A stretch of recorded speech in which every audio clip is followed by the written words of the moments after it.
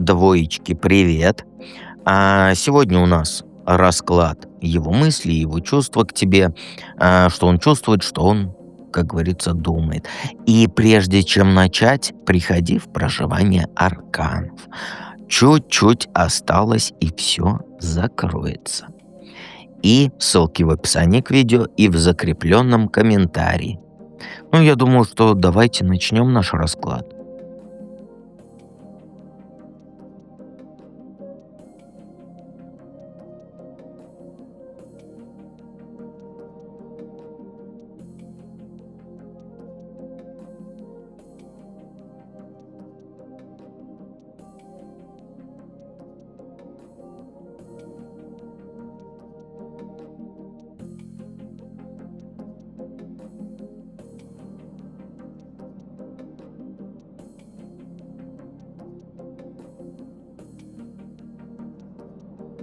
Двоечки, простите меня, но какие карты выпали, такие выпали.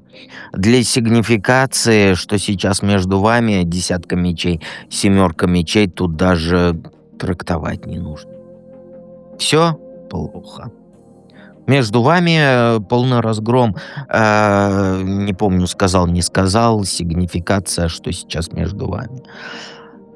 Блин, что-то я расстроился по двоечкам. У вас все развалилось. Причем не просто так, а через ложь. И его вот этот, вот в этом раскладе, во втором, я не знаю, как не материться. Вот реально. Потому что он тебя подло слил. Он тебе наврал. И не по мелочи какой-то приукрасил. Нет, он наплел с 3 короба, а потом свалил.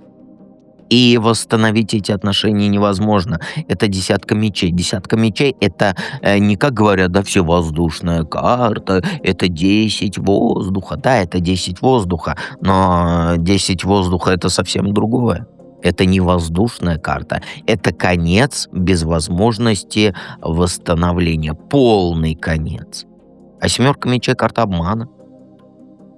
И это была другая женщина, потому что из-за этого обмана развалилось все, про которую он молчал. Ну или обещание, которое он давал, зная, что не выполнит, лишь бы, как говорится, получить свою писюлькину радость. Двойная жизнь, о которой ты узнал случайно. Суть в том, что он действовал. Как без мата-то тут говорить? Вот я не знаю, как без мата говорить вот тут. Потому что, смотри, какая дорожечка. И дьявол, Вот ты вот знаешь, как вот ты как будто, как сказать, все плохие карты собрала. Он пирожок. Понимаешь, он такой пирожок, что всем пирожкам пирожок. Понимаешь? Я не знаю, как этот расклад сейчас читать без вовлечения, без мата. Он втихую пирожок. Он такой пирожок, что, наверное, долбится в свой пирожок. Блин, я не знаю, как этот расклад читать сейчас. Блин. Блин. То есть, давай потихонечку, подбирая слова,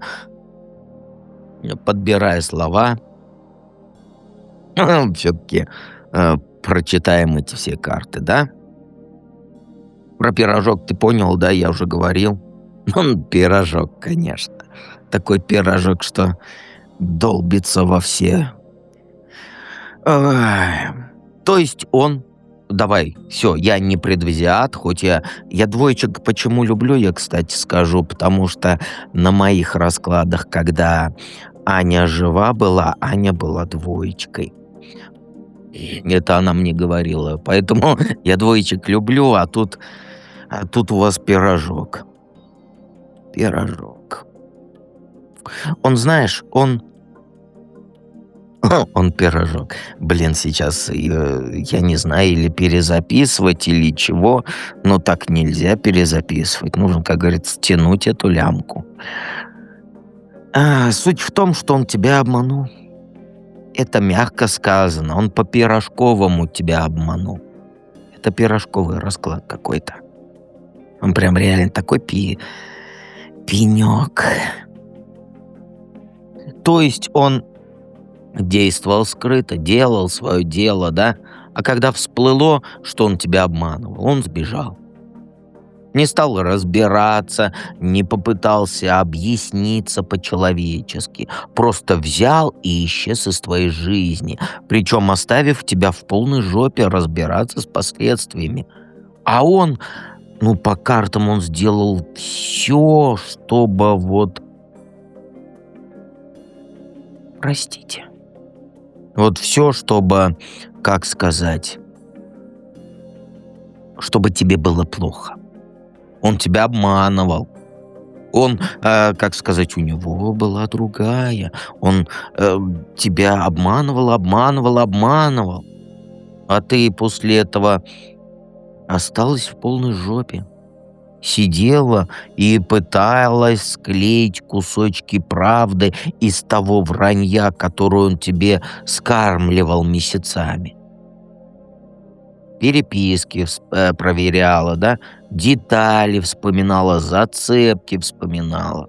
И находила одну за другой. И каждая находка была больнее предыдущей, потому что карт нет таких вот смягчающих. Потому что становилось ясно, что ты вообще не знала этого человека. Тот, кто был с тобой рядом, оказался, как сказать, вот не выдумкой, а он тебе показал то, кем не является. А настоящий он делал совсем другие вещи за твоей спиной. И между вами сейчас не просто расставание, а именно вот добитая история. Там нет недопонимания, которое можно исправить разговором, да, там есть конкретное предательство, конкретная ложь, конкретная боль. Ты пережила настоящий удар, и он это знает. Он прекрасно понимает, что натворил, но вместо того, чтобы хоть как-то это исправить, он выбрал вот эту трусливую позицию и улепетывал, возможно, в другую страну. Он спрятался, он замолчал, он гнида.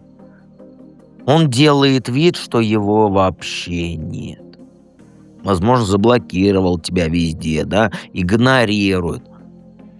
И тут я бы сказал, что ему стыдно смотреть тебе в глаза, но нет, у этого человека нет совести.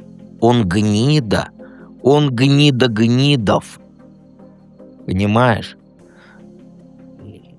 Ему не стыдно. Ему не стыдно, и он не извинится, и свою вину не признает.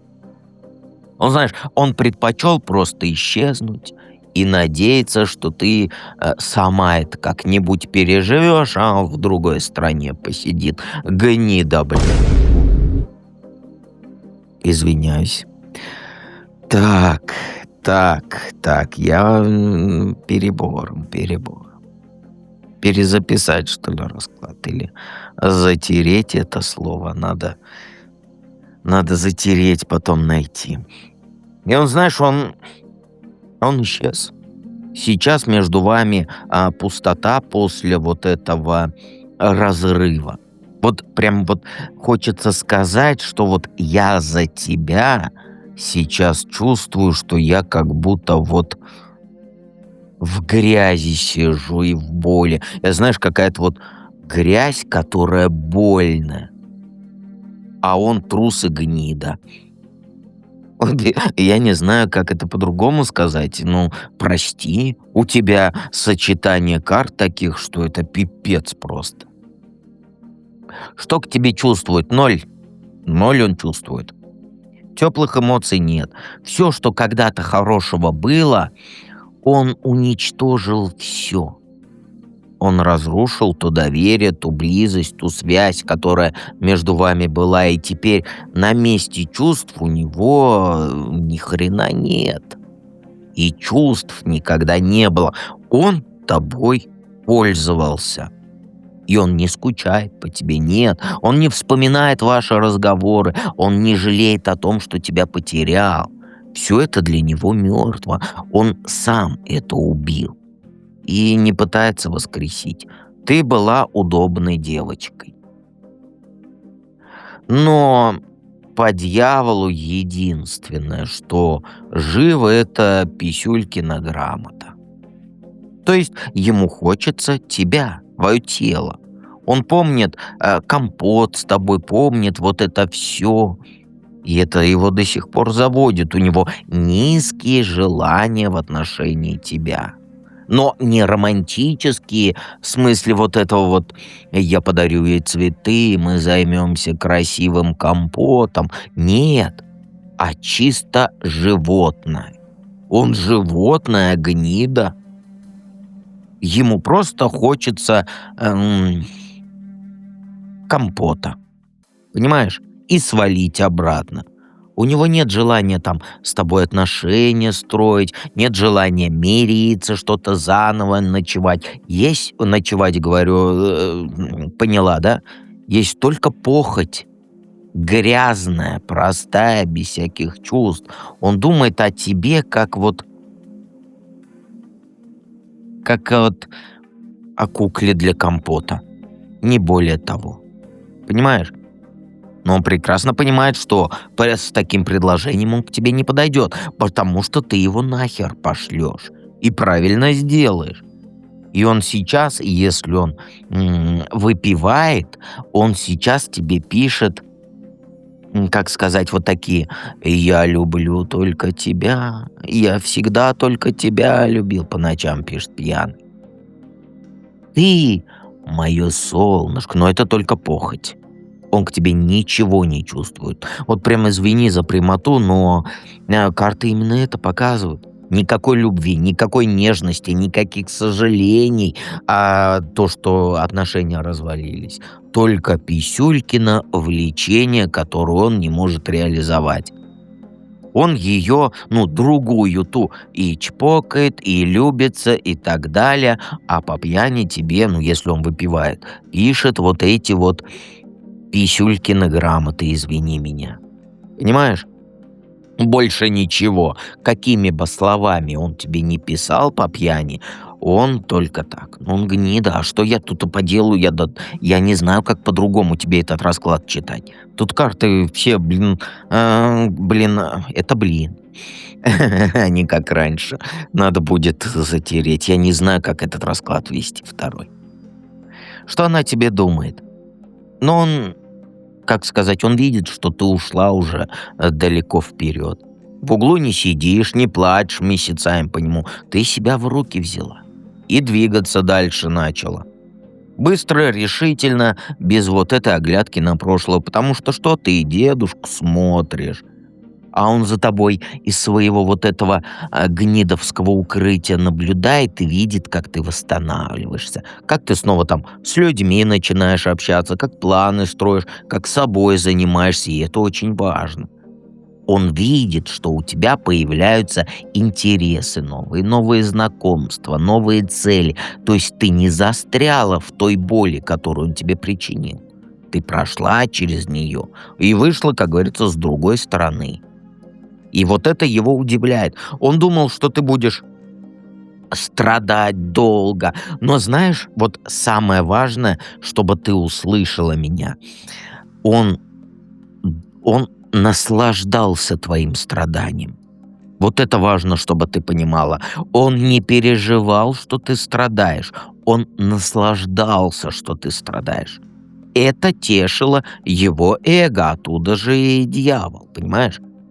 Он пирожок.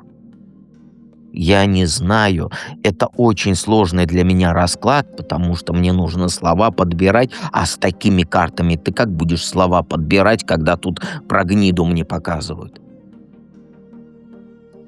Но ты не страдаешь, нет. Ты меня смотришь, ты умничка, ты носик кверху, к солнышку, и пошел он в огород. картошку копать. Нет, я его в огород картошку не приму копать. Мне таких гнид на поле не нужно. Потому что это, знаешь, такой человек поганый, который до чего дотрагивается, сразу идет черная плесень. Вот у меня такая картинка об этом человеке. Он красавчик для тебя, да? Он такой высокий, статный, и только он поганый. Поганый, вот меня аж подташнивает, я его вижу. До чего дотрагивается, плесень черная идет. Понимаешь? Он знаешь, вот что думал. Вот честно тебе скажу, обижайся, не обижайся, но я про гниду расскажу. Знаешь, он думал, что ты будешь долго страдать, что он уехал, что будешь пытаться вернуть его, что будешь ему писать, умолять на коленях, чтобы он тебе дал второй шанс. Но ты так не будешь делать, потому что ты не дурочка. Ты просто живешь дальше, и он это понимает, что ты сильнее, чем он думал, что ты не сломалась от его удара, что ты способна, как говорится, и без него вперед идти. И в его голове теперь ты, знаешь, не жертва, которую он бросил, а человек, у которого впереди нормальное будущее. И ты найдешь, конечно же, лучше. Тут любой лучше, чем эта гнида. У тебя все наладится. Ты построишь жизнь счастливую, в которой для него просто нет места. И знаешь, его эго от этого страдает. Потому что если ты хорошо себя чувствуешь и движешься дальше, значит, это, как сказать, он не добился того, чего хотел. А он хотел тешить тобой свое эго. Понимаешь? Он даже может тебе написать, сказать, что «Ой, ты молодец, что ты справилась», что он не так уж сильно тебе навредил. И это снимет с него якобы ответственность, но ему похеру. Ему надо было, чтобы ты страдал. Полный мудак. А я тут не знаю, чего сказать. Давайте. И тут я вроде на все вопросы ответил. Тут карты не очень хорошие. От такого человека нужно подальше держаться. И знаешь, у тебя все получится. И придет твой мужчина нормальный, а не эта гнида. И простите меня за этот расклад. Простите, очень сильно прошу прощения.